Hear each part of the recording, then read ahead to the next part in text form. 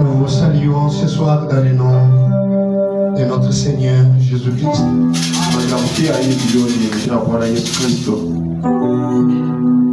Nous vous souhaitons la bienvenue dans la maison de Dieu. C'est lui qui te dit de sentir la tristesse, là c'est le diable. Dieu n'a jamais donné un colis de tristesse.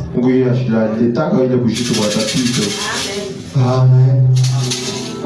La Bible dit, je dis, soyez dans la joie. Et je te répète, soyez toujours dans la joie. Amen.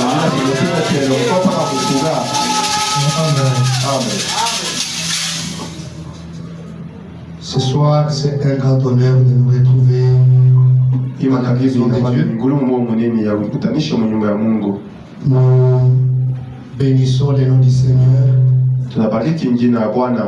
pour cette occasion qu'il nous a donnée de nous retrouver dans sa sainte présence. Pendant que vous êtes assis, nous disons un mot de prière. Bien-aimé Seigneur Jésus-Christ, nous venons ce soir au-devant de toi. Nous te remercions pour ton amour, pour ta grâce, pour ton bienfait que tu ne cesses de témoigner à notre égard. Dieu bien-aimé, nous nous sommes séparés de cet endroit depuis le dimanche, mais dans ta préscience, tu savais que nous allions être ici. Voilà pourquoi, Seigneur, alors que nous y sommes déjà, nous savons que c'est toi qui es notre force. Nous croyons que tu es le grand El Shaddai. Quelle que soit la faiblesse que nos corps peuvent éprouver, mais une fois que nous nous approchons de toi, nous tirons notre force. Amen. Dieu bien-aimé, un malade qui s'appuie à toi tire la guérison. Amen. Une personne qui était taxée inféconde, quand il s'approche de toi, il devient féconde. Seigneur Jésus, l'auteur de la vie, nous te bénissons et nous te chérissons. Alors que nous étions en train de te chanter ici, tu nous écoutais. Maintenant, le moment est arrivé. Nous voulons tous nous taire. Je veux maintenant que mes pensées m'aiment, afin que tes pensées à toi vivent en moi. Je m'écarte du chemin. Je te laisse la première place. Descends ce soir, comme tu descendais dans les jardins d'Éden, alors que tu voulais la communion avec notre père Adam et notre mère Ève. Oui, c'est auditoire, Seigneur, de ton onction. Je soumets tout esprit à toi. Père éternel, prends le contrôle depuis cette chair jusqu'à la dernière chaise. Même ceux-là qui nous écoutent à partir de l'extérieur, qu'ils puissent tirer quelque chose de toi.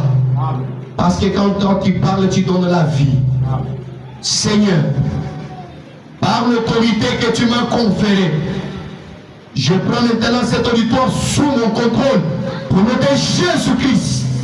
Tout esprit de la 4e et de la 5e dimension, il n'a pas de place en ces lieux. Je leur donne l'équité maintenant au nom de Jésus-Christ.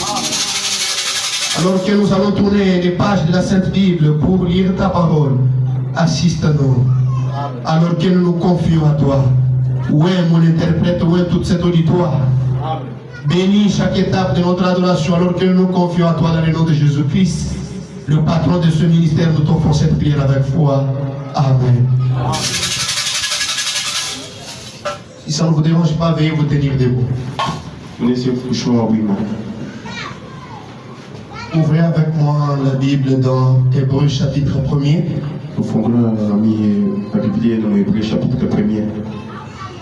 Il n'a que 14 versets, nous allons lire tout ce verset. Nous lisons au nom du Seigneur. Après avoir autrefois, à plusieurs reprises et de plusieurs manières, parlé à nos pères par les prophètes, Dieu, dans ces derniers temps, nous a parlé par le Fils, qu'il a établi héritier de toutes choses, par lesquelles il a aussi créé le monde, et qui, étant le reflet de sa gloire, et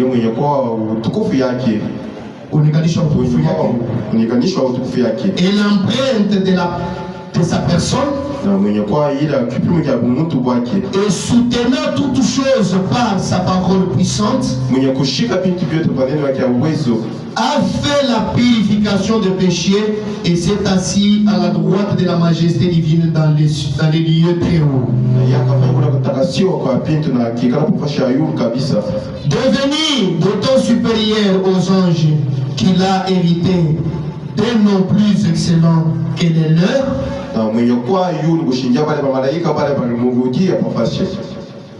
anachukua njina yulu ya manjina ya malaika wote, car auquel des anges Dieu a-t-il jamais dit, tu es mon fils, je t'ai engendré aujourd'hui, et encore, je serai pour lui un père et il sera pour moi un fils. Et lorsqu'il introduit de nouveau dans le monde le premier-né, il dit que tous les anges de Dieu l'adorent. Amen. Quand il introduit ici le premier-né dans le monde, il dit que tous les anges de Dieu l'adorent. De plus, il dit des anges, celui qui fait de ces anges de vent, et de ses serviteurs une flamme de feu. Mais il a dit au Fils, ton trône, oh Dieu, est éternel. Le sceptre de ton règne est un sceptre d'équité. Tu as aimé la justice et tu as eu l'iniquité.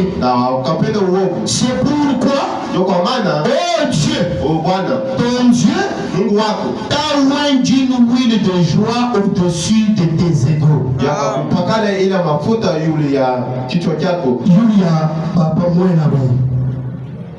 Et encore, toi Seigneur, tu as au commencement fondé la terre, et les cieux sont l'ouvrage de tes mains. Ils périront, mais tu subsistes. Ils vieilliront, tout comme un manteau. Tu les rouleras comme un manteau et ils seront changés.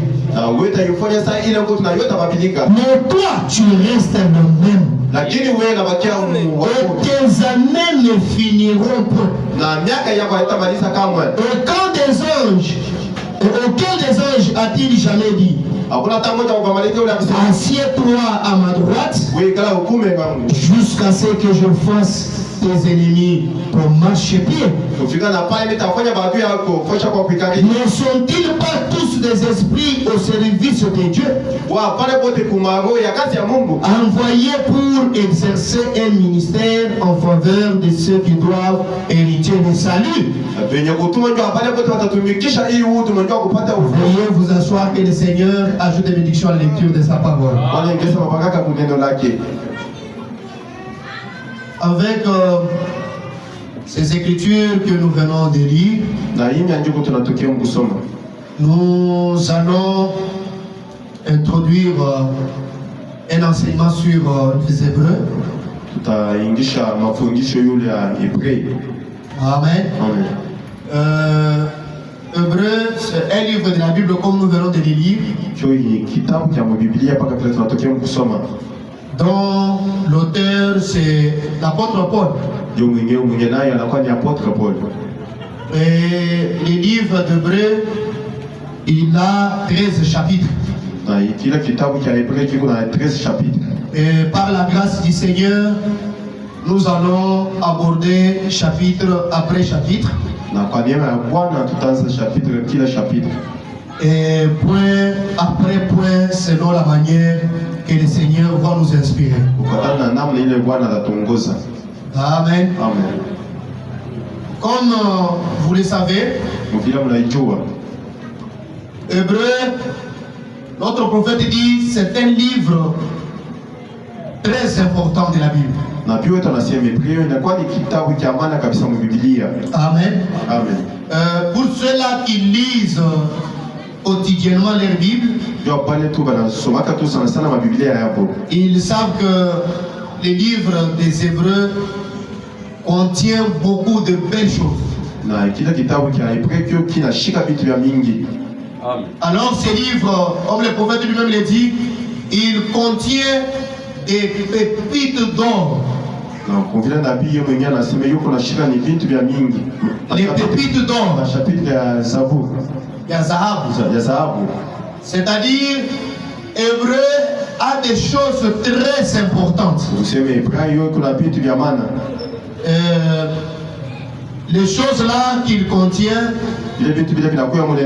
par la grâce du Seigneur, nous allons les sonder et vous allez comprendre que c'est très important.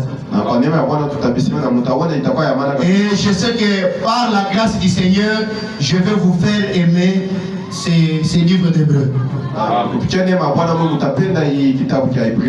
Abraham dit que les livres des Hébreux contiennent les saluts, où il parle sur les saluts. Les livres des Hébreux parlent sur la guérison divine.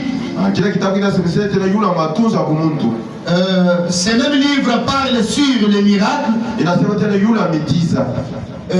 Il parle aussi sur la miséricorde.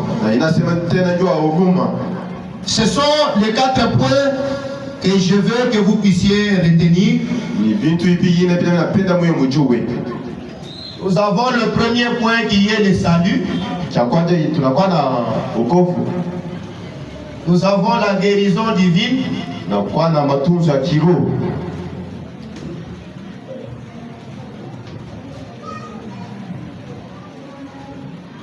Guérison divine. Nous avons aussi le miracle. Et si vous regardez bien les miracles là, c'est au pluriel. Nous avons aussi la miséricorde.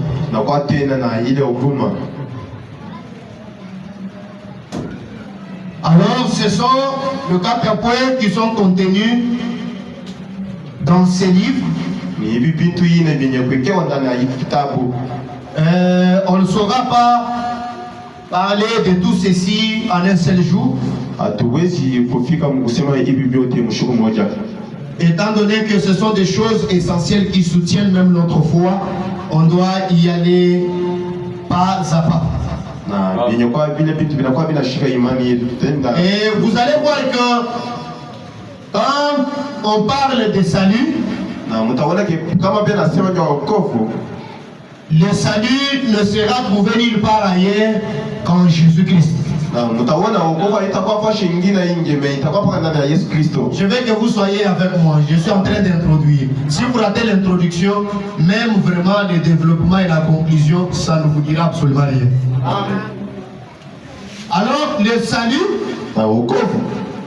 n'est nulle part ailleurs que dans le Seigneur Jésus-Christ. Et même la guérison divine dont il est question, William Branham dit, aucun homme n'est guéri.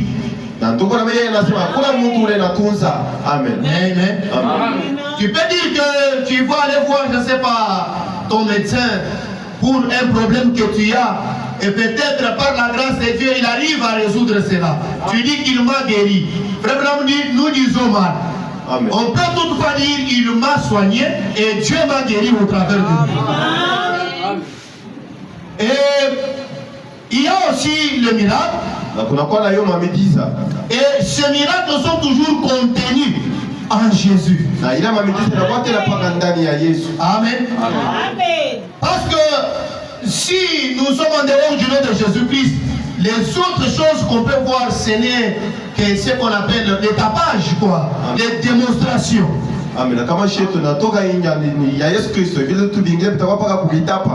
Amen.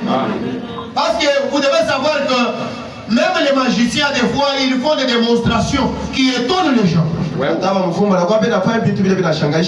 Vous pouvez voir un féticheur qui prend un couteau, il s'empoignarde dans sa tête. Et le bout de ce couteau-là sort de ses côtés. Il peut retirer ce couteau-là, mais vous ne voyez pas le sang. Mais c'est une chose spectaculaire. Mais c'est un miracle. Amen. Amen. Mais le véritable miracle n'est nulle part ailleurs qu'en Jésus-Christ. Si vous êtes en dehors de Jésus-Christ, le reste là, ce n'est que le spectacle. Amen. Amen. Amen. Et il y a aussi la miséricorde. Et quand on parle de la miséricorde, c'est-à-dire qu'il doit y avoir une personne qui a péché. Il doit y avoir. Il a péché. Et puis on vient lui offrir miséricorde. Amen. Et vous allez voir que toutes ces choses-là tournent toujours autour de Jésus-Christ. Alors soyez avec moi. Peut-être que aujourd'hui ça sera un peu bizarre là, mais je crois que ça va vous venir. Je suis dans Hébreu chapitre 1er, c'est un message que le prophète lui-même a prêché. Tradition, la voix de Dieu, un message prêché le 21 août 57. Je prends le point 73, 74 et puis je lis le paragraphe 115. Branham dit ceci. Maintenant remarquez. Maintenant nous allons commencer. Nous présentons les contextes. Là où il se trouve. En train d'écrire ceci. Donc il parle de l'apôtre Paul. Dans le contexte où il s'est retrouvé en train d'écrire ce chapitre ou ce livre des Hébreux. Il est en prison. Amen. Amen. Donc quand Paul écrit ce livre, il n'était pas libre comme vous et moi en train de se déambuler ça et là. Mais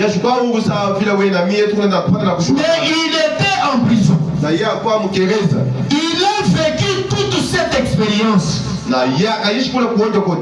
premièrement, la validité de cette expérience avait d'abord été vérifiée. Amen. Il a d'abord vérifié son expérience. Amen. Quand il a rencontré la colonne de feu sur les chemins de Damas, c'était une expérience que Paul avait faite. Et il n'a jamais posé sa foi sur cette expérience-là. Comme il était un étudiant de la Bible, il s'est d'abord éloigné. Il est parti dans le désert. Quand vous lisez la Bible dit qu'il a fait 3 ans dans le désert d'Arabie. Qu'est-ce que Paul était en train de faire? Il était en train d'étudier la Bible sur l'expérience qu'il avait fait. Malgré que l'événement qu'il avait eu était surnaturel, Paul ne s'est pas limité à cela. Il est allé quelque part. Il s'est retiré en train d'étudier l'Ancien Testament. Est-ce que vous entendez la main? L'ancienne Bible n'avait qu'un seul testament. Et c'était l'Ancien Testament. C'était ce livre-là que Paul a pris. Il a commencé à étudier par rapport à l'expérience qu'il a fait. Je veux que le Seigneur puisse vous aider. Amen. Amen. La validité de cette expérience avait d'abord vérifié. Et cette épître, qui est son épître clé. Alléluia. Amen. Écoutez, un épître clé le souligne. Donc il a beaucoup parlé sur ça. Cette épître est son épître clé. Quel épître? Les Hébreux. Un épître clé de Paul. Romains. Éphésiens. Et ainsi de suite. On leur place. Mais cet épître est l'épître clé. Maintenant, le premier en entier, ou le premier chapitre en entier, exalte Jésus. Amen. Le premier chapitre des Hébreux exalte qui? Jésus. Et montre ce qui le distingue d'un prophète. Le premier épître des Hébreux, cela élève Jésus. Cela met la différence entre Jésus et les prophètes. Oui, je vais te dire ce soir, je vais dire Jésus, il n'est pas seulement prophète, mais il est au-dessus de tous les prophètes. Il est le Dieu prophète. Amen. Il est le prophète des prophètes. Alléluia.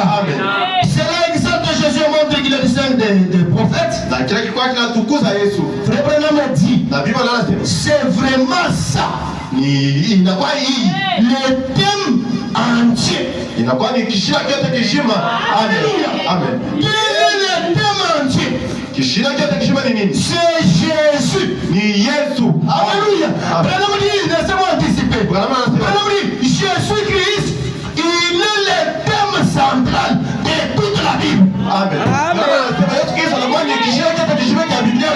Si tu lis quelque part dans la Bible et que tu ne vois pas Jésus dans ce que tu lis, cela veut dire que tu as mal lu. Qu'est-ce que tu dois faire? Tu dois reprendre la lecture. Parce que toute la Bible, de la Genèse à l'Apocalypse, cela parle de Jésus. Et comment je peux lire la Bible et manquer de voir Jésus? Il est dans chaque détail de cette Bible. Il est le thème central. Il est le thème entier. Jésus, il est celui dont la Bible a parlé. Il est celui dont les prophètes ont parlé. Il est celui dont les voyants ont parlé. Il est celui dont les rois ont parlé. Le thème entier. Avec un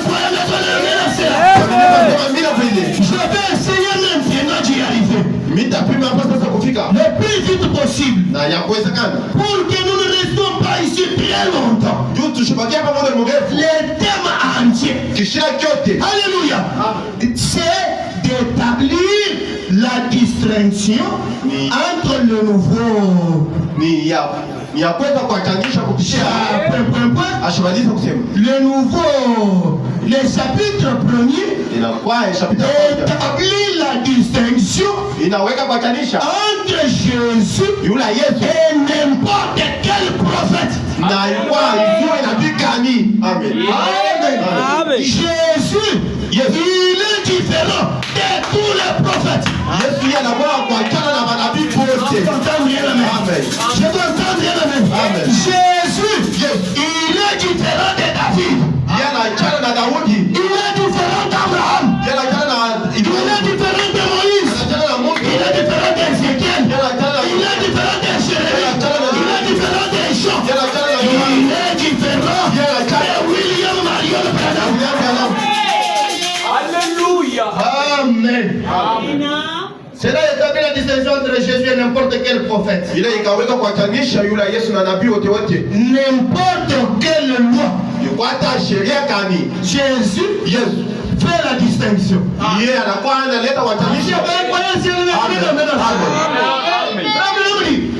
Où que ce soit, et montrez-moi qui Jésus est. Et maintenant regardez Dieu. Qu'est-ce que Paul essaye de faire? Frère Branham a dit, il essaye de montrer que le dessein entier de Dieu repose en Christ. Alléluia.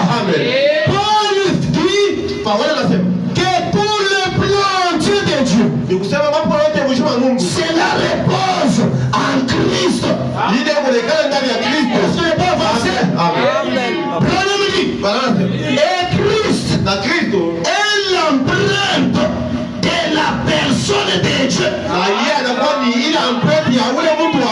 C'est-à-dire, ce que Dieu est, c'est ce que Jésus est. Il est l'empreinte de Dieu. Alléluia. Et comme je vous le disais, il n'y a pas des empreintes qui sont identiques. Alléluia. Vous pouvez avoir des enfants, mais vos enfants ne peuvent pas déverrouiller votre empreinte. Mais pourtant, ils ont votre ADN. Ils ont les mêmes sangs que vous. Mais ils ne peuvent pas déverrouiller votre téléphone. Pourquoi? Parce que chaque personne a une empreinte. Mais au cas de Dieu et Jésus, Jésus-Christ devient l'empreinte de Dieu. Quand tu vois Jésus, tu vois Dieu. Quand tu vois Jésus, tu as vu le Père. Quand tu vois Jésus, tu as vu l'être invisible. Celui que tu n'avais jamais vu, il est surnaturel. Il a été personnifié dans la personne appelée Jésus. Amen. Alléluia. Amen. Amen. Amen. Il est l'empreinte de la personne de Dieu. Pourtant Dieu est esprit. Quand il veut maintenant se faire connaître, il se fait connaître au travers d'un homme appelé Jésus. C'est d'entendre un amen. Quand il a voulu aussi connaître comment est-ce que les humains vivent, quand il a voulu connaître ce qu'on appelle la souffrance, quand il a voulu connaître ce qu'on appelle la maladie, quand il a voulu connaître ce qu'on appelle la mort, Dieu devait s'identifier à la personne de Jésus. Si tu le crois, dis amen à cela. Laisse-moi te le déclarer ce soir. Si tu ne crois pas ça, cela montre que tu n'as pas le Saint-Esprit. Si tu ne crois pas ça, cela veut dire que tu n'as pas encore le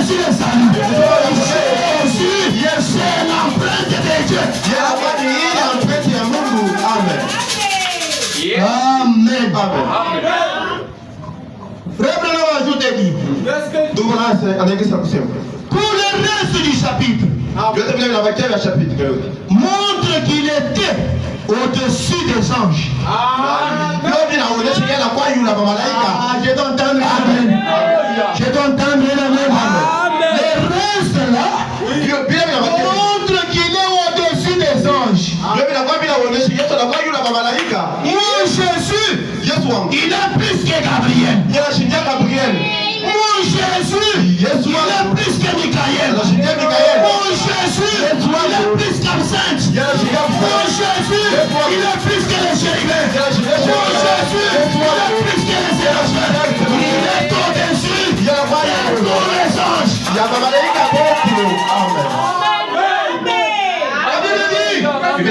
Il a reçu un nom qui est au-dessus de ses égaux. Oui, je veux dire dans le nom. Que personne ne t'arrache pas le nom de Jésus. Si tu veux faire des progrès, si tu veux aller de l'avant, si tu veux prospérer, si tu veux réussir dans ta vie, garde le nom de Jésus. Dans ce nom Jésus, il y a Jibom, il y a la guérison, il y a la délivrance, il y a la vie, il y a le salut. Pour ce que tu as besoin, cela se trouve dans le nom de Jésus. Amen.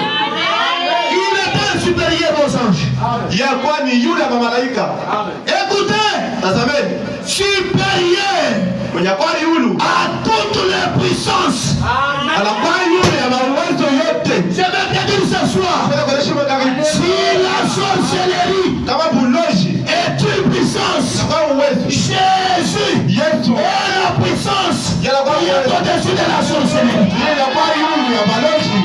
Si la magie est une puissance, Jésus est la puissance qui est au-dessus de la magie. Si la magie est une puissance, Jésus est au-dessus de la magie. Si le capot est une puissance, Jésus est au-dessus des capots. Si le capot est une puissance, Jésus est au-dessus des têtes. Amen. Amen. Supérieur à toutes les puissances.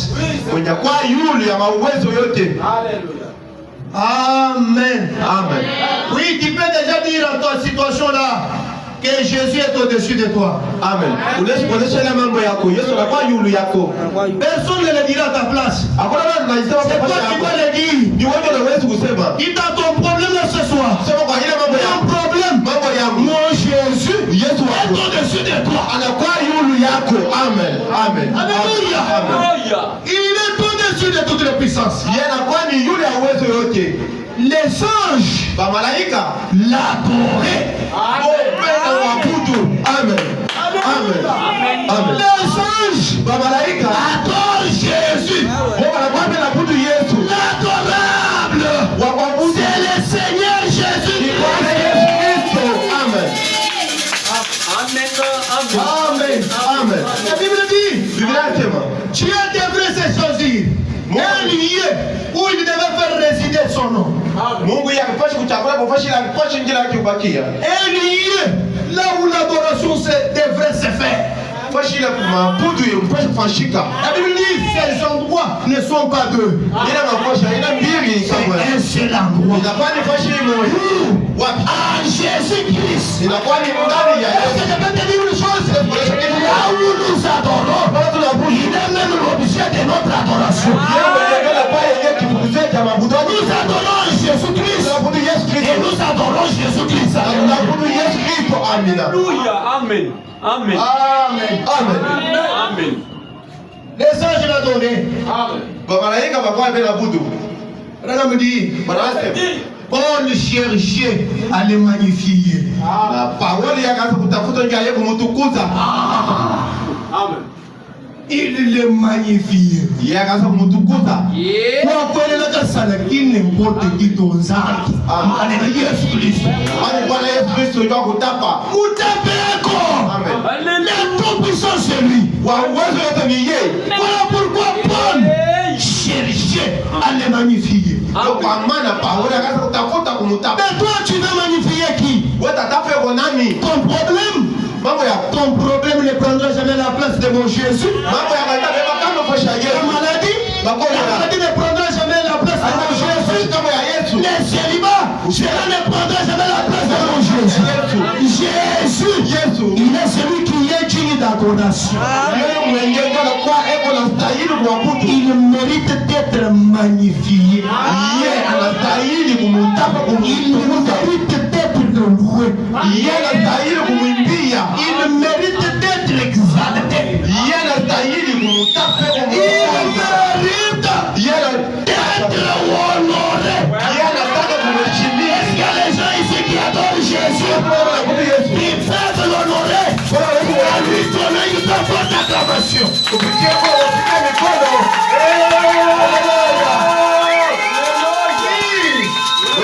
Ne magnifiez jamais un démon. Un démon est inférieur à Jésus. Est-ce que je peux te dire une chose? Amen. Pas seulement qu'il est inférieur à Jésus, mais il est aussi inférieur à toi. Amen. Dit ceci. Amen. Quand Jésus est mort sur la croix, il s'était occupé du diable Satan, qui est le président dans son gouvernement. Maintenant, tous les démons, frère Branham dit, Dieu a laissé cela à l'église. Et ils sont sous vos pieds. Amen. Les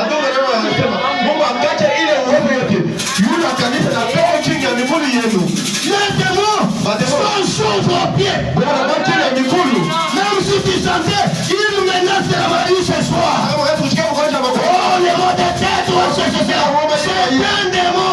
Au nom de Jésus-Christ, par la vertu de la parole de Jésus, que cela te quitte maintenant. Amen. Amen. Amen. Le même message, paragraphe 24-25. Branham dit, maintenant nous étudions l'épître aux Hébreux. Cela a été point. Wow. C'est l'un des livres le plus profond. Amen. Alléluia. Amen. Un des livres le plus profond. Le plus riche de la Bible. Hébreu, c'est un livre le plus profond. Un livre le plus riche. Branham dit, je vous assure, c'est un livre qui va vraiment point. Si Dieu permet que nous nous y mettons à fond, je crois que nous allons y trouver des petites d'or.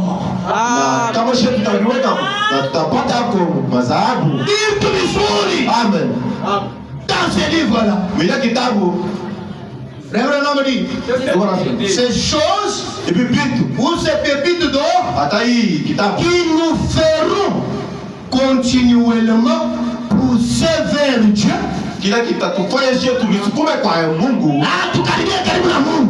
Vers Dieu. Des cris de louange. Ce livre va nous faire pousser vers Dieu. Les cris de louange. Amen. Amen. L'épître aux Hébreux. Enfin, qu'est-ce? On pense qu'elle a été écrite par Saint Paul. L'épître aux Hébreux. Cela a été écrit par le Saint Paul, n'est-ce pas? Il y a sans doute le plus grand commentateur de la Bible. que le monde ait jamais connu. S'il y a quelqu'un qui a écrit des choses profondes dans la Bible, c'est Paul.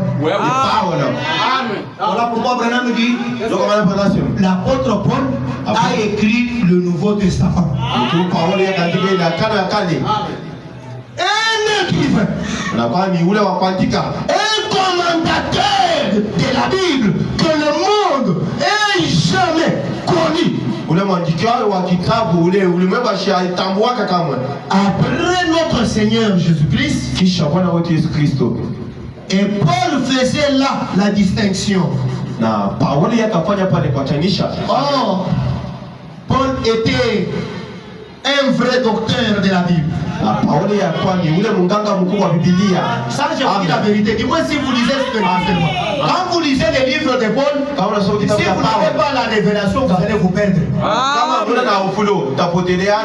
C'est-à-dire, il parle des choses très profondes. Amen. Il faisait la distinction. Oh, il était un vrai docteur de la Bible. C'est-à-dire, de l'Ancien Testament.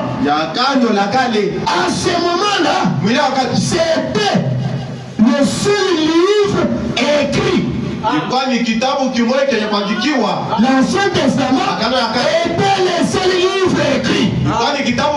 Et ce livre-là était écrit sous forme de rouleau. Qu'on appelle des parchemins. Voilà pourquoi quand Jésus, lorsqu'il lisait l'écriture d'Ésaïe 61, la Bible dit pendant qu'il était dans le temple, les sacrificateurs lui apportaient, ou les prêtres lui apportaient un parchemin sur lequel il y avait les écrits d'Ésaïe le prophète. Amen. Amen. Frère Branham dit, à ce moment-là, c'était le seul livre écrit, Mouibambe. Voilà l'importance d'avoir un prophète. Si Branham n'était pas, on n'allait pas savoir que l'Ancien Testament était écrit comment. Il essayait de montrer, il essayait là de montrer aux Hébreux. Il faisait la distinction. L'Ancien Testament, vous dites, il montrait que l'Ancien Testament est une ombre ou un type du nouveau. Tout ce que Paul essayait de montrer aux Hébreux en étudiant les livres ici, qui est l'Ancien Testament, il voulait leur faire voir que l'Ancien Testament, c'était l'ombre du nouveau.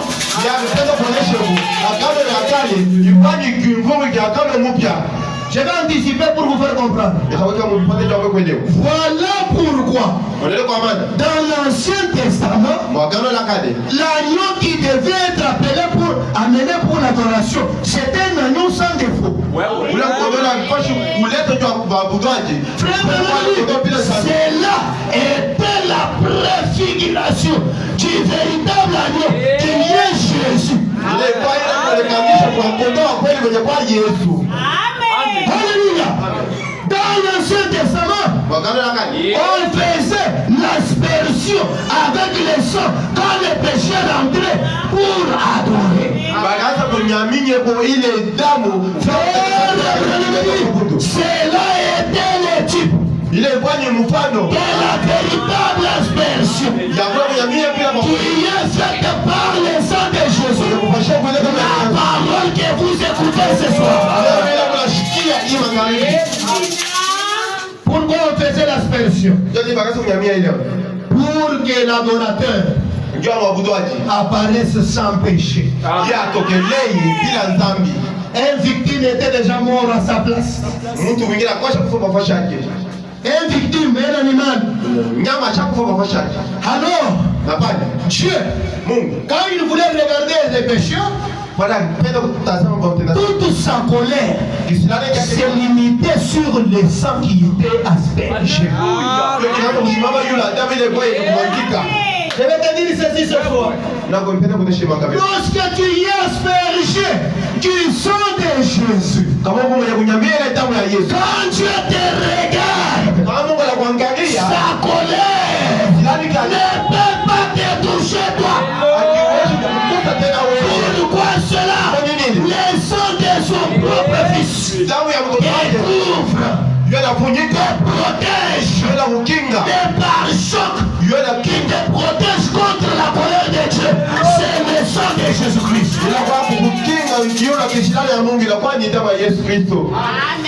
Amen. Amen. L'Ancien Testament était l'ombre du Nouveau. Je suis dans le message. Les uns du temps de la fin. Le message prêché le 25 juillet 65. Je suis à son point 62. Branham dit. Maintenant, il nous a dit que il a donné Shaïvi. Toutes les choses anciennes sont arrivées pour servir d'exemple. J'ai dit ça, c'est l'évolution.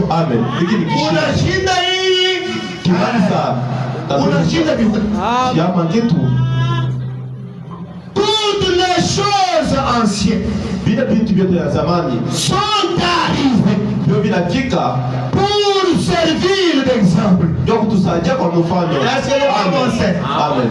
Branham dit pour nous instruire, nous convaincre.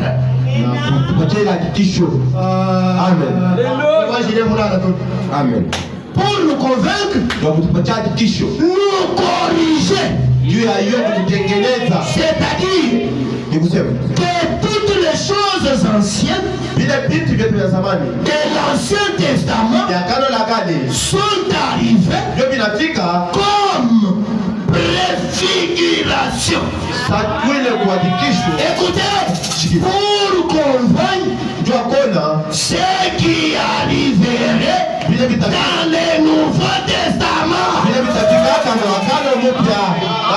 Si tu n'as jamais compris l'Ancien Testament, je te dis d'avance, tu ne comprendras pas le Nouveau Testament. Parce que l'Ancien Testament, c'était un exemple, une préfiguration,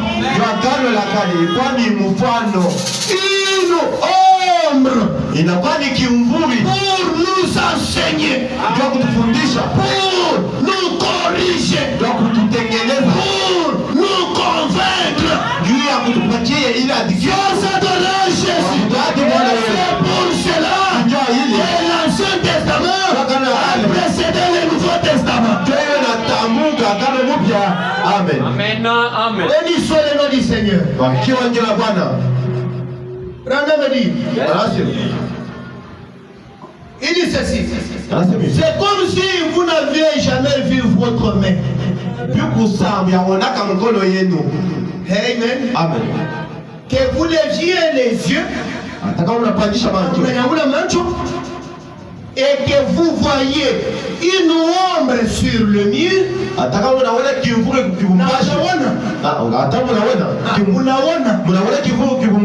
Comme seul que ma main venait à cause de la lumière. Si l'ombre là, elle a 5 doigts. Dans les négatifs, dans les négatifs, elle a 5 doigts. Et que vous approchez votre main qui est le positif. Branham dit du négatif. Il faut que ça donne 5 doigts. Si l'ombre a 5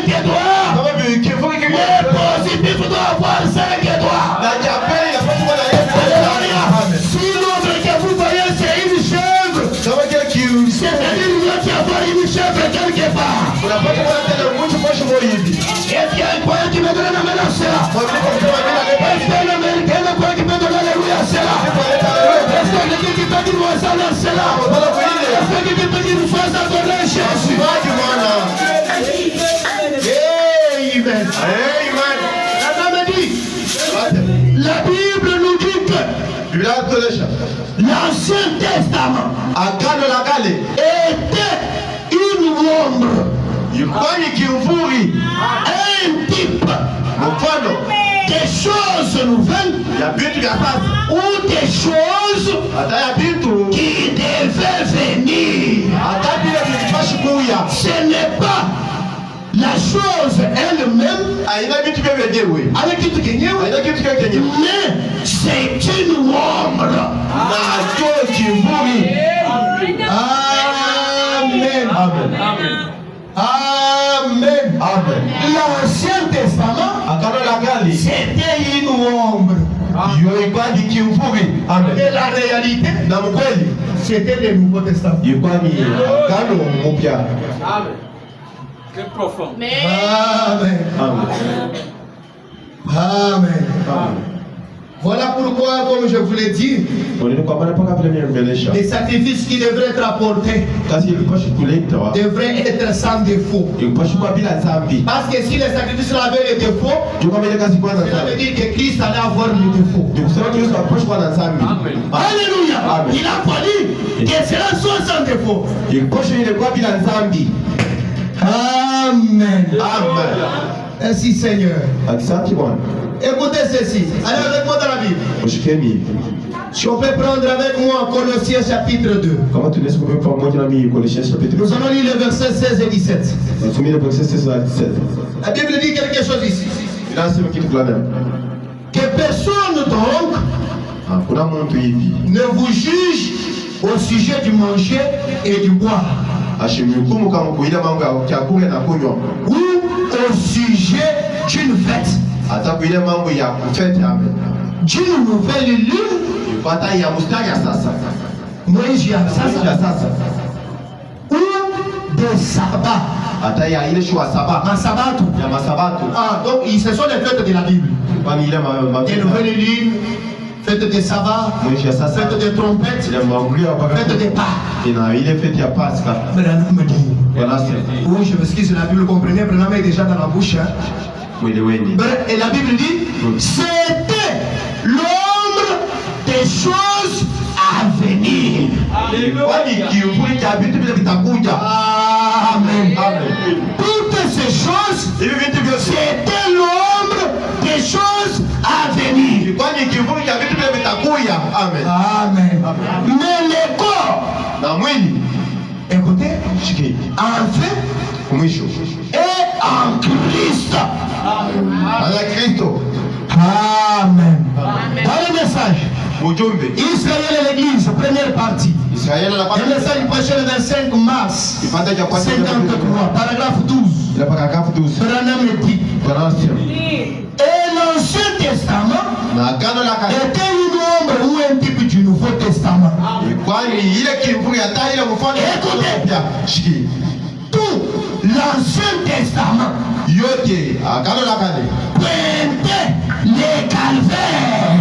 Yote ngazi kuonesha Kalvari. Et toi, entendre l'amen? Amen. Tout l'Ancien Testament Yote agano la kale. pointait les calvaires. Kuonesha Kalvari. Tout l'Ancien Testament Agano la kale. pointait les calvaires. Kuonesha Kalvari. Tout ce que les prophètes ont parlé, Hata manabii wanasema. tout ce qui est dit dans Genèse, tout ce qui est dit jusqu'à la Malachie, c'est la pointait les calvaires. Ile Biblia inaonyesha Kalvari.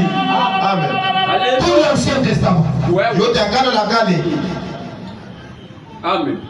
Amen. Amen.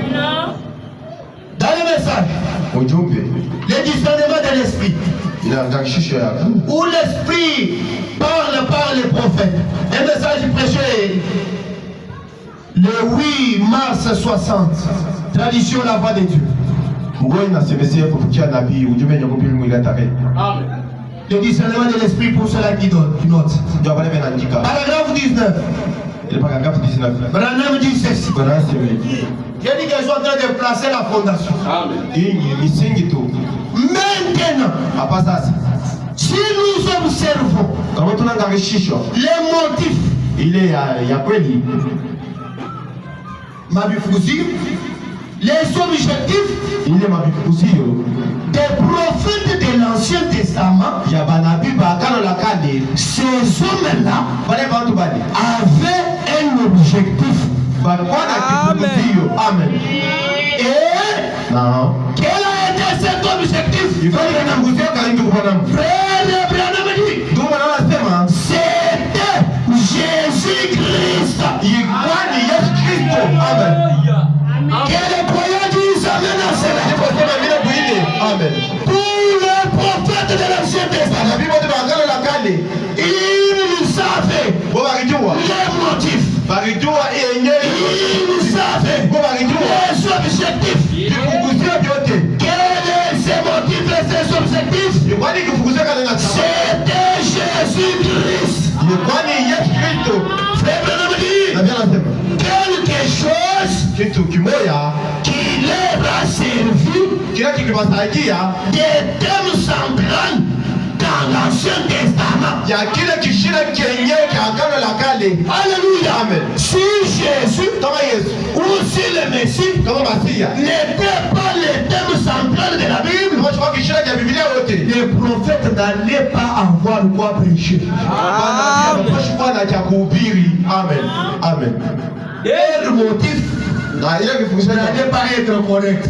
abapashwa ya kweli Leur objectif vifuguzio vya ne serait pas correct. havitakuwa ya kufuata Mais ils savaient na bakijua un thème central. kishina cha kyote kishima Si tu lis le nom de Jésus-Christ, kama nakatala jina la Yesu tu es malheureux. wala Amen. ovyo Amen. Amen. Le thème central, kishina kenyewe cha Biblia quelque chose qui leur a servi. kila kitu kenyewe kile kiliwasaidia.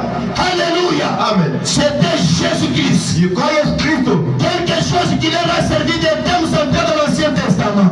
Kila kitu kile kilibashiri basa. Quoi ça? Nini? La venue du Seigneur. Kuja kwa Bwana, La venue du Messie. kuja kwa Masia. Amen. Amen. Amen. Amen. Amen. Amen. Avant la croix, Kumbele ya msalaba c'est ici. ni pale. Tous ceux-là qui sont venus, Ya pale wote wanakuja. ils avaient un seul thème.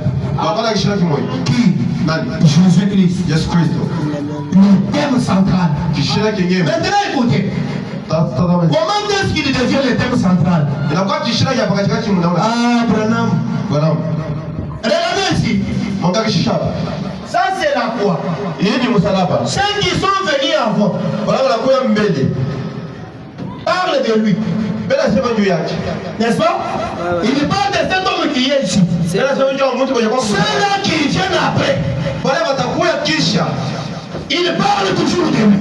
Mbele sema juu yake. Je vous pose la question. Qui est au milieu? Ni nani ule kwa katikati? Ah, vous avez honte de répondre. Unakuwa na haya ya Qui est au milieu? ni nani kwa katikati? Donc Jésus, Hivi yeye il est le thème central de la Bible. anakuwa ni kishina cha Voilà katikati. pourquoi, quand tu travailles, il doit être au centre. Kwa kama unatumika na paswa kwa katikati. Tu dors, il doit être au centre. Paswa kwa katikati. Dans toutes tes pensées, il doit être au centre. Paswa kwa katikati. Dans tous tes projets, il doit être le centre. Vitu vyako Si Jésus est le centre, kama Yesu anakuwa tu n'auras jamais l'échec dans ta vie. hautakuwa kama na kushindwa. Amen. Si Jésus est ton thème central, Unakuwa kishina cha tu n'auras jamais à perdre la bataille. kufanya vya kutenda. Devant l'ennemi, tu seras toujours vainqueur. Devant les démons, tu seras toujours vainqueur. Devant les magiciens, tu seras toujours vainqueur. Parce que là, il est le thème central. Anakuwa kishina cha Les anges l'adorent. malaika wanakuja. Au nom de Jésus. Les langues confessent Jésus. Les prophètes ont parlé de Jésus. Les hommes ont parlé de Jésus. Les statuts ont parlé de Jésus. Et tout ont parlé de Jésus. Amen. Amen. Amen. Amen. Amen. Amen. Amen. Oui. Kweli. William Branham. Ndio Branham. A prêché comme Paul. Anahubiri sa parole. Anahubiri sa parole. Et si Paul a exalté Jésus, kama Paul alimtukuza Yesu, cela veut dire que Branham va abaisser Jésus. Non. Branham yatamshusha. Amen. Branham dit, alléluia. Une dame avait fait une remarque.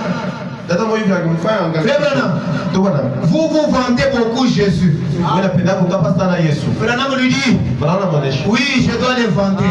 D'ailleurs, ce que j'ai fait, ça ne mérite pas ce qu'il est. Amen. C'est-à-dire, Jésus mérite plus des honneurs. Alléluia. Jésus mérite plus d'acclamation. Et voilà pourquoi même quand il est lourd, vous venez avec force. Quand tu chantes, chantez avec toute ton énergie. Quand tu pries, libère ton dernier souffle. Pourquoi cela? Il mérite tout ce qu'il y a de meilleur. Mettez-vous sans calme. Alléluia. Frère Branham, qu'est-ce qui est contenu dans l'Ancien Testament? Je suis dans le message. Comment puis-je vaincre? Il veut connaître comment vaincre. Il y a une manière de vaincre. Pour vaincre, tu ne dois pas combattre en désordre.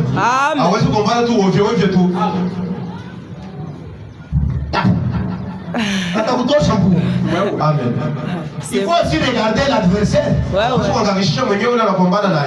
Un message prêché le 25 août 63.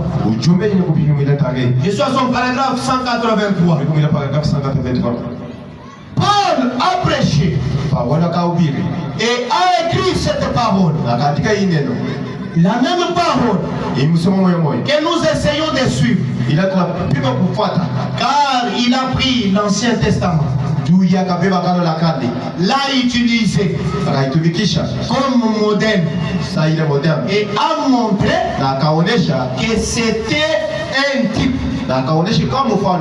C'est-à-dire que tout l'Ancien Testament était un type parfait du Nouveau. Écoutez l'exclamation du prophète. Kushanga. Oh Seigneur, puissions-nous suivre cet exemple? Hébreu chapitre 1er. C'est que j'ai exploité. Au paragraphe 31. Je vais descendre là, je vais beaucoup lire. Je suis en train de chuter pour que nous puissions prier. Branham dit ceci. Or la loi était un type de la grâce. Amen. Amen. Tout ce que vous voyez Moïse amener là, tu ne commettras point d'adultère. Tu ne te prosterneras pas devant un autre Dieu. Tu n'auras pas d'autre Dieu devant ma face. Branham dit, tout cela, c'était l'équipe de la grâce.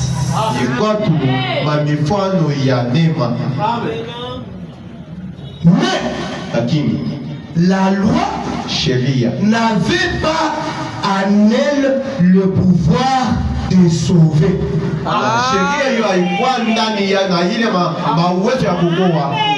Alléluia. Amen. La loi ne sauvait personne. Amen. Terminons. Mais qu'est-ce que faisait la loi? Branham dit, la loi était un policier. Amen. Et vous savez ce que fait un policier, n'est-ce pas? Il est là pour maintenir l'ordre. Omegi Nakangio. C'est ce que faisait la loi. La loi était un policier Sheria kwani ule policier. Vraiment dit, le policier vous avez mis en prison. Ça c'est vous. Policier anamweka mgereza. Kama mtu anakutobola licho na weye Tobola. Amen. Amen. kama mtu anakutembesha mkulu moya Na wewe. weye mtembesha hata mjida tasa. Ça c'est vrai. La Amen. loi. La loi. Alléluia. Sheria. Amen. Kwa weye unanikanya Kimapia. Amen. Amen. Twanga. pardon. Wow. Kuna huruma. Emprisonné. Mwenye kwa mgereza. Écoutez, si tu ne sais pas pardonner jusqu'aujourd'hui, c'est-à-dire tu es encore un prisonnier ou une prisonnière. Kama unajua tena kusamehe leo mtu. Wewe huko tena mgereza. Comme il m'a fait, je ne peux pas lui pardonner. Je ne peux pas. Lui, seulement quand il viendra. Amen. Mbele ananifanya. Amen. Kama shida mhurumie. Il va connaître sur quel voie et sur moi je me chauffe. Atajua pale mimi na wakaka moto. Tu es encore un prisonnier, une prisonnière dans la prison de la mort. Wewe kingali tena mgereza ya sheria. Amen. Tu n'as pas le droit de t'appeler un chrétien ou une chrétienne. Hakuna na aina mapasha wewe kwanza kuita Mkristo. Parce que nous ne sommes pas dans la dispensation de la loi, mais nous sommes dans la grâce, Ndio hatuna mseyemu ya sheria imetuko mwema. dans la miséricorde. Tunakuwa muhuruma. Laissez-moi te dire, il n'y a que le sang de Caïn, d'Abel, qui accuse son frère. Inakuwa mpaka damu ya Abeli ndio inachunganisha ndugu yake. Mais le sang de Jésus Damu ya Yesu n'accuse personne. haichunganisha. Quel que soit ce que la personne a fait, Hata ile mtu anafanya le sang de Jésus est là pour crier pardon. yuko hapo kwa labika Le sang de Jésus est là pour crier miséricorde. Le sang de Jésus couvre la multitude de fautes. ninafungika madhambi maovu yote. Amen. Tu Alléluia. as tout un livre chez toi. Wewe kwa vitabu vyote kwako. Des mal que les personnes t'ont fait. Ya vibaya vyote vile watu wanakufanyia. Et comme le diable t'a aidé, tu as une bonne mémoire, tu te souviens même ce qu'on t'avait fait quand tu avais 3 ans. Amen. Vile shetani anakupatia mtu akili ya mingi. Wewe nakumbuka vile walifanyia bwana kwa na miaka 3. Siwezi kusahau. Je peux pas oublier. Wakati ile tumna mona, Quand je la vois, nisipendaka kukaona hata. je ne veux plus la sentir. Kufa hata kufa. C'est elle-même. Ushakuana. Amen. Avec les paroles que tu prononces là, tu es une meurtrière. Ça, Tu c'est- es un meurtrier. Na misemo yako ile unasema ile. Et où est-ce que tu te retrouves? Dans la prison. D'ailleurs, Tu es encore sous la loi. Na ile misemo yako unakuwa tena mtekete mwenye Tu n'es pas encore devenu un sacrificateur, une sacrificateur pour plaider en faveur des ceux qui font le mal. wewe ya kwa tena ngao mkoani kwa kusema ya ngao ya pale vinasema vibaya. Le Seigneur a mis cela sur lequel j'en parle, j'en parle. Vile Bwana Si ça te fait mal, viens ici à l'hôtel et demande pardon à Dieu pour cette mauvaise attitude que tu continues à garder jusqu'à ce soir. Ndio ile hali mbaya kuendelea kujenga hii magharibi. Amen. Amen. Les policiers vous avez mis en prison. Kwa polisi wanamiika Et vous mkeni. voyez, Unaona? Frère Branham me dit, Na jana sema. il a fallu la grâce pour vous faire sortir de la prison. Ilipashwa kanufasha neema ndio ambayo kutoka mkereza. Alléluia. Amen.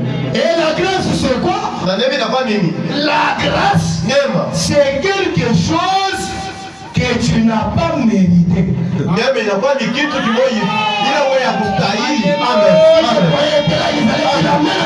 Amen. La grâce, Neema. c'est quelque chose dont toi tu es indigne pour recevoir cela. Neema inakuwa ni kitu kile wewe hakustahili ndio kupokea ile. Amen. Mais Lakini quelqu'un d'autre vient, il dit, mtu mwingine anakuja anasema je pardonne. Alléluia. ninakupatia. Amen. Amen. Amen. Est-ce que je peux te dire une chose? Alléluia. Tous tels que nous sommes là, Hata vile tuko hapa moja. en réalité, Ukweli. nous méritions tous la mort. Amen. Tunastahili shibote lufu. Nous méritions tous l'enfer. Tunastahili shibote Je geena. vois plus loin. même frère Branham, tous nous méritions la paix. Mais Jésus, le sacrifice suprême, est venu. Toi, tu ne l'as pas demandé pour qu'il vienne. Tu ne l'as pas supplié.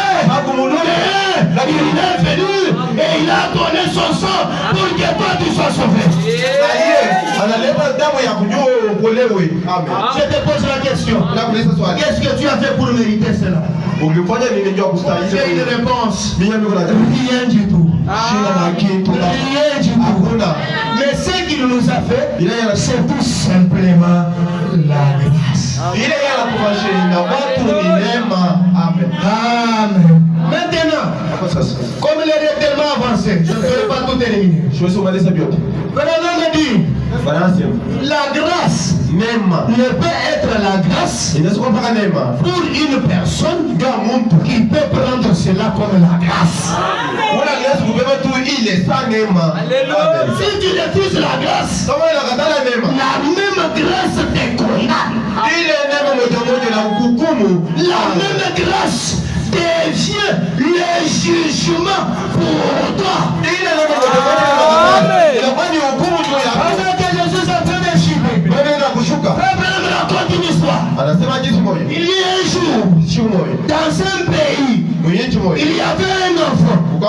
Cet enfant-là était en train de galoper, de marcher à quatre pattes. Comme il était loin de ses parents, sa maman était, je ne sais pas, dans la maison. Alors, l'enfant était en train de galoper pour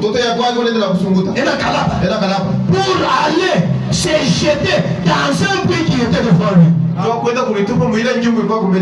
Comme il n'avait pas de conscience, pour lui, il allait se jeter là-bas.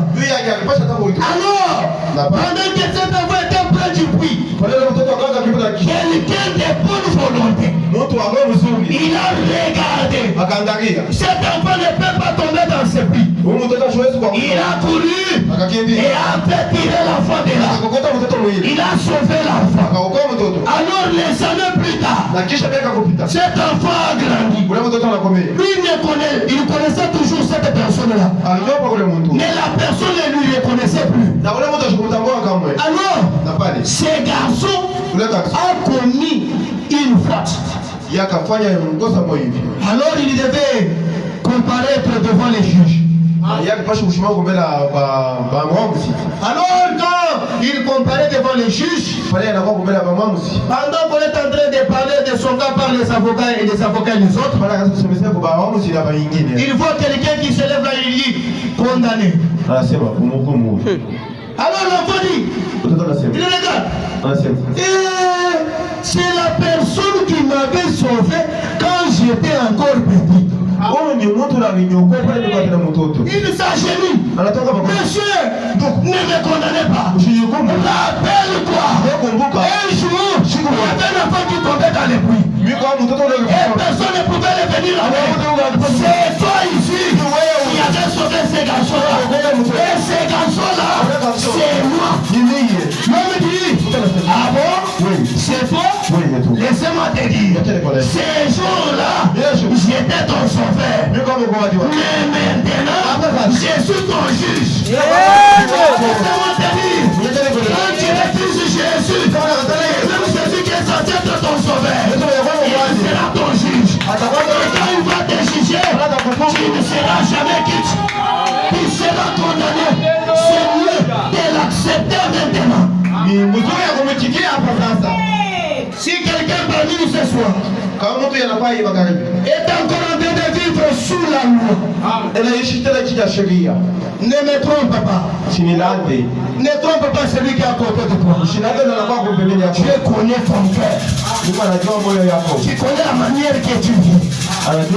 Est-ce que tu y es dans la loi ou tu y es dans la grâce? Alors, comme mon petit sujet, j'ai parlé sur un sujet que j'ai intitulé, écoutez, le thème central de toute la Bible. kishina kia pakachikachi kia Biblia otomoshima.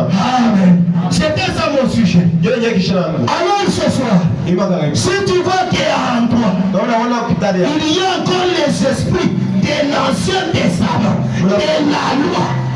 Unakwata na maamuri ya kando na kale ya sheria. Tu connais les gens qui te saluent. Unajua watu wanalamukiaka wewe. Ni mpaka bale anakulamukiaka. Usianze kumwomba Mungu. Amen. Ouais, ça, c'est vrai. Qui est dans la maison de l'Éternel. Tu connais les gens à qui tu penses faire du bien. Oui. Wewe unajua watu wale wanawazia kufanya mzuri. C'est seulement les gens qui t'ont déjà fait aussi du bien. Ni mpaka watu wale wanakuachaka na wewe bintu. Qui visitent les gens, seulement ceux-là qui te visitent aussi. Wala tembelelea watu mpaka wale wanakutembelea kana. Je n'ai pas honte de te le dire. Misha na haya kuisema. Tu es dans la loi. Wewe sheria. Et la loi, c'est la prison. Na sheria gereza Mon appel mwito yao. sort de la prison, Toka mgereza. viens à ce thème central de la Bible. Kuya mwiki kishina kia pakachikachi ya Biblia. Viens à Jésus. Kuya kwa Yesu. Expose-toi devant lui. Wewe mwekeo kumela Yesu. Lui qui est le thème central de la Bible. Lui qui est le soleil de la justice. Unakwaju wa haki. Expose-toi devant lui. Weke kumela Et Yesu. tu dis, Seigneur, Onesha Bwana. je ne veux pas être un hypocrite. Bishipende kwa wanasura mbili. Je ne veux pas que ce jour-là, Bishipende ile shuku. tu sois mon juge. Kwa homo siwa. Mais je veux que tu sois mon avocat. Na mimi napenda wewe. Nous allons nous tenir debout. Amen. Amen. Amen. J'étais errant, oui, plus loin de Dieu. Oui, maintenant je reviens. Oh oui, les péchés longtemps j'ai suivi, Seigneur, Seigneur, je reviens. Oh, chantons, je reviens, je reviens